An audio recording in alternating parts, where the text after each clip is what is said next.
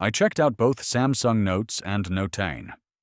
And honestly, each has its strengths depending on how you take notes and what devices you use.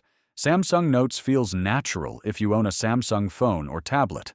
With S Pen integration, you can write, draw, or annotate instantly. It handles typed text, handwriting, PDFs, images, even voice notes. Syncing through Samsung Cloud, or Windows since 2025, makes it easy to access your notes across devices. Notein, on the other hand, is built for flexibility. It works across different Android devices and isn't locked to Samsung gear.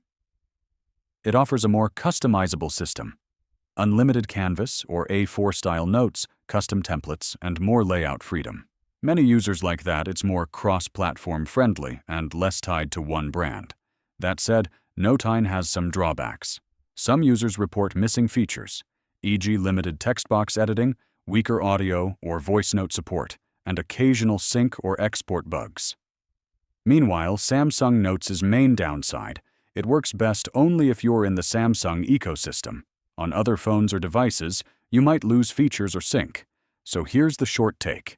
If you want seamless handwriting, sketching, or PDF annotation and you're using Samsung hardware, go with Samsung Notes.